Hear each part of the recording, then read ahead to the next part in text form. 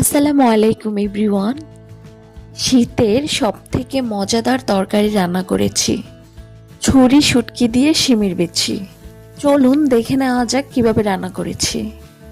কড়াইতে তেল দিয়ে পেঁয়াজ মরিচ কুচি আর রসুন বাটা কষিয়ে নেব। এরপর ছুরি শুটকি পানি দিয়ে কষিয়ে নেব।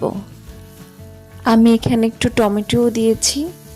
তো টমেটো আর শুটকিটা ভালো করে কষিয়ে আসলে এরপর আমি শিমের বিচি দিয়ে দিব। আপনারা কি রান্না করেছেন এভাবে? মাছ দিয়েও খেতে ভালো লাগে, বিশেষ করে রুই মাছ দিয়ে। তো আমার শিমটা কষানো শেষ, খুব বেশি কষানো যাবে না, বিচি গলে গলে গেলে একদম ভালো লাগে না খেতে। এই তো আমি তারপর পানি অ্যাড করে দিলাম, তারপর ঢেকে দিলাম। রান্নার প্রায় শেষ পর্যায়ে আমি ধনিয়া পাতা দিয়ে দিব। এরপর একটু নেড়ে চেড়ে নেব। এই তো হয়ে গেল আমার শিমের বিচি আর ছুরি শুটকি রান্না। ভালো লাগলে চ্যানেলটি সাবস্ক্রাইব করে দেবেন। ধন্যবাদ।